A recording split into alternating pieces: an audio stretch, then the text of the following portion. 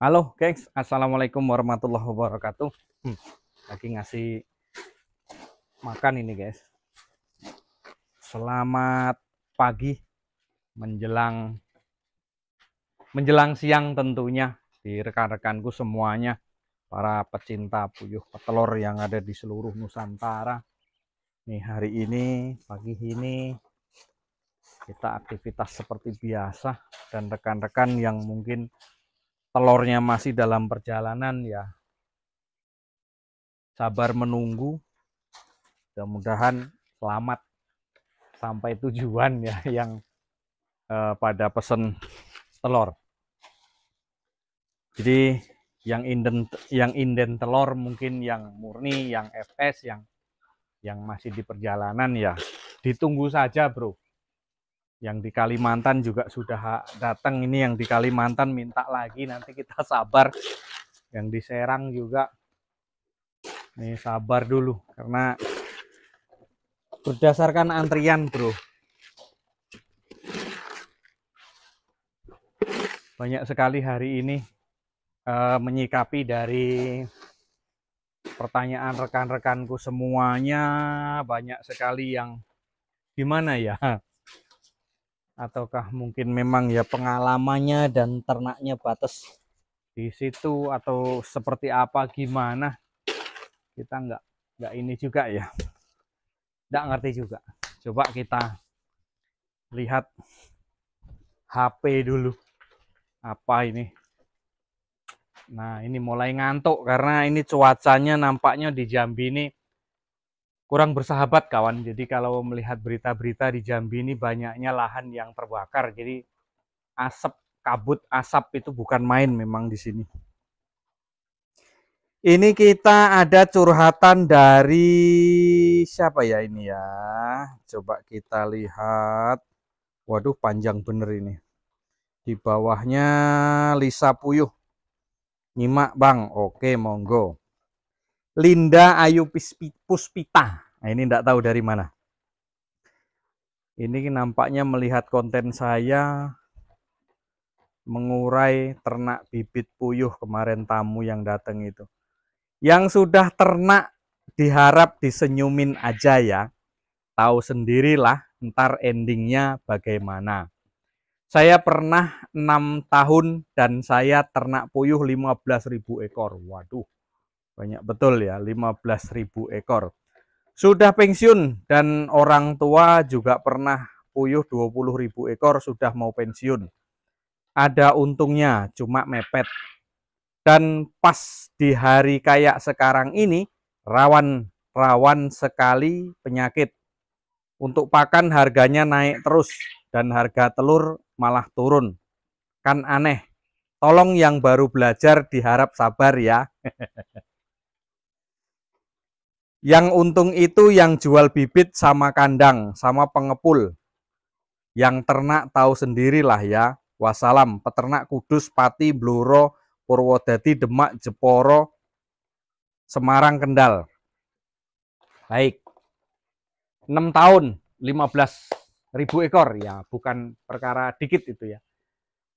Ya memang yang tahu untung ya yang pembibitan sama yang buat kandang. Loh kalau tahu yang untung yang pembuat pembibitan sama pembuat kandang lah ngapa ndak ngikut gitu loh. Iya kan? Kalau memang keuntungan itu di pembibitan, lah kenapa kok nggak ngikut bikin pembibitan gitu. Berjuang ke situ gitu. Ya saya dulu awalnya juga ya boleh dikatakan modal itu ya mepet gitu. Yang ya namanya kita usaha itu ya memang ada hiruk pikuknya, ada naiknya, ada turunnya gitu. Memang kalau di masa-masa ini saya dengar di daerah Jawa Timur itu memang harga telur lagi anjlok, lagi turun. Ya memang keluhan setiap daerah itu kan kita kan beda-beda ya. Kita di setiap daerah itu permasalahannya beda-beda dan itu tidak bisa disamaratakan. Kenapa? Ya karena harga pakan berbeda, harga telur berbeda. Saat ini harga telur di Jambi dengan harga telur yang di Jawa Timur beda. Ya, nilai jualnya beda, cara jualnya beda. Di Jambi kita main pakai tray yang isinya 100. Kalau di Jawa kan kiloan. Nah, pakan kemungkinan kan beda juga gitu loh. Nah, makanya dulu juga di Jambi sering seperti itu. Sering.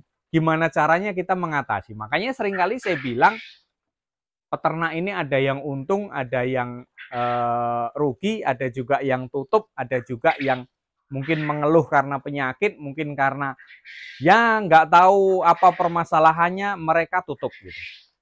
Kalau saya jujur dari tahun 2014 apa ya, 14 atau 2015 sekitar itu, 8 tahun. 8 tahun, hampir 9 tahun ya, hampir juga 9 tahun. 15, 16, 17, 18, 19, 20, 21, 22, 23, 9 tahun saya jalani ternak. Jadi kalau ternak itu seringkali saya sampaikan, kalau kita mau tetap jalan terus ya kita harus eksperimen di pakan. Kita harus bisa mengakali pakan, kita harus bisa eksperimen pakan. Seperti yang dibilang ini tadi, yang untung itu yang pembibitan sama yang buat kandang. Lah kalau memang tahu itu untung, kenapa kita nggak ngikut gitu loh. Nah itu kan gitu. Kalau memang yang untung pembibitan, ya kita harus berjuang ke arah pembibitan seperti apa gitu. Yang pembibitan juga ya perjuangannya juga dari awal mulai mungkin metode pemurnian atau metode-metode yang lain itu kan bukannya gampang juga. Ya kan setahun 2 tahun juga, 5 tahun ya 3 tahun juga kadang-kadang kita pembuatan indukan itu. Yang lebih untung lagi siapa? Ya kalau kita sawang sinawang ya, kalau kata orang Jawa itu sawang sinawang. Ya yang lebih untung ya pedagang, dia nggak nanggung rugi. Orang dia pasti untung kan, ambil dari kandang sekian, nanti dijualnya per kilo sekian. Itu kalau kita nengok pedagang, cuman pedagang juga ya, enak peternak. Kita jualan ini, kalau misalkan telur ini tidak laku, busuk, siapa yang nanggung? Kan gitu juga. Semuanya kan ada untung, ada ruginya gitu loh. Makanya ya di dalam usaha kita harus menyikapi, kita memang harus tahu strategi, kita memang harus tahu kendala. Jadi ya seperti itu, semua usaha itu ya tidak mulus. Dalam usaha puyuh ini ada yang berhasil, ada yang nggak berhasil gitu. Ada yang tutup gitu. Nah, yang berhasil itu seperti apa? Nah, itu tadi. Kalau kita ya memang sulit ya. Kalau kita ini peternak memang harus pinter-pinter eksperimen masalah pakan. Mengaduk pakan, mencari solusinya gitu. Terus kemudian penjualannya. Penjualannya kan nggak mungkin kalau ternak sampai 10-an ribu terus kita terus kita jual sendiri kan nggak mungkin, nggak habis kan gitu. Pasti kita larinya juga ke tengkulak gitu. Nah, paling tengkulak yang untung kan gitu ya. Kalau semuanya sawang sinawang ya kita memperhatikan seseorang ya itu kita nggak bakalan juga kita meniru seperti itu gitu. Kita pelajari juga mereka yang berhasil itu yang di mana, seperti tadi yang dibilang, yang pembibitan sama yang buat kandang yang hasil lah ya kita ngikut aja gimana caranya kita pembibitan, terus gimana caranya kita belajar kandang. Ya untuk mempelajari semuanya itu bukan perkara mudah, coy. Sulit gitu loh. Banyak kawan-kawan yang kesini belajar tentang pembibitan, saya urai masalah pembibitan, jarang juga berhasil. Jarang juga berhasil gitu loh. Maunya instan Pak, beli telurnya Pak, saya mau langsung terjun ke pembibitan. Ya silakan aja, nggak jadi masalah gitu. Nah, kenapa kok seperti itu? Kenapa ada yang berhasil? Kenapa ada yang tutup ya? Lain daerah, lain kendala yang dihadapi, per daerah juga lain yang dipermasalahkan juga. Kalau di Jambi memang saya berjuang dari awal, saya bentuk komunitas, sampai sekarang ada komunitas yaitu di salah satu kota Jambi dan juga di Kabupaten Muaro Jambi. Ini merangkul 2 kabupaten yang isinya itu sekitar 60 atau 70 peternak ya, dari peternak kecil maupun peternak yang besar gitu. Jadi di situ intinya kita jalan bareng, saling mengayomi saja. Kalau terjadi permasalahan yang dimasalahkan tadi itu, pakan naik kemudian harga telur turun, ini kan aneh katanya. Tapi kalau kami di Jambi dulu memang pernah mengalami hal yang seperti itu. Pakan naik, telur malah turun. Artinya di situ kita belum bentuk komunitas, jadi kita masih kebingungan juga. Karena berkemungkinan harga tidak sama. Yang di isu-isu itu turun dari mana, ini penyebabnya dari mana, kita kan nggak tahu. Tetapi kalau di situ saya nekat, saya bentuk dengan adanya komunitas, dengan adanya asosiasi, yaitu di situ ada ketua, ada sekretaris, ada bendahara, jadi kita bisa kompak masalah harga.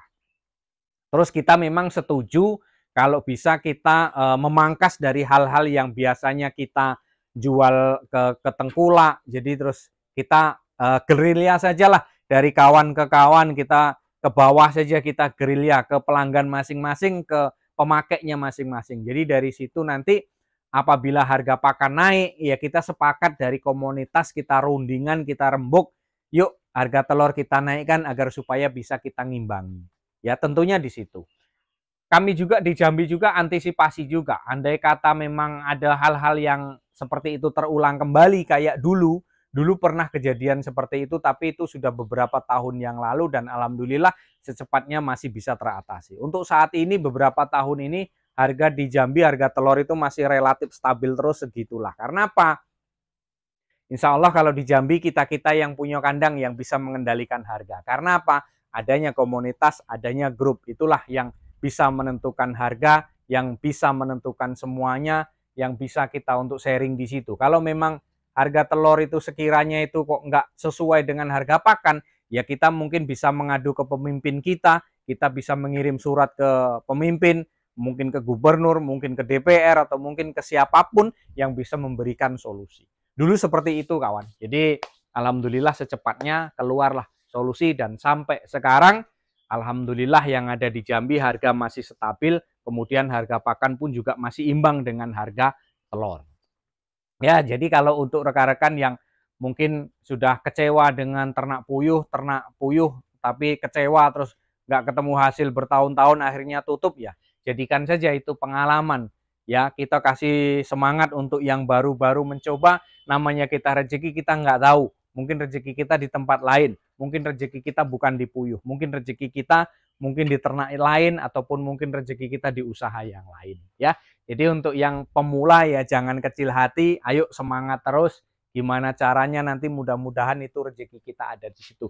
Jemput rezeki kita ya. Kalaupun memang rezeki itu ya memang Tuhan yang ngatur, Allah yang ngatur, kita hanya menjalankan gimana caranya kita berusaha, berupaya untuk mencapai, untuk menggapai, untuk menutupi ekonomi rumah tangga kita. Tentunya dari situ ya. Dari Bumi Sepucuk Jambi 9 Lurah, terima kasih yang sudah hadir. Ya, terima kasih yang sudah monitoring terus, terima kasih yang sudah memberikan saran, yang sudah memberikan pengalamannya, terima kasih. Semuanya saling berbagi, semuanya saling mengingatkan, semuanya saling berbagi dengan hal-hal yang positif tentunya untuk rekan-rekan pemula dan juga untuk rekan-rekan yang mungkin sudah lama berbuat di situ. Ya, kurang lebih mohon maaf, salam ceketer. Kurang lebih mohon maaf. Wassalamualaikum warahmatullahi wabarakatuh. Tetap semangat kawanku.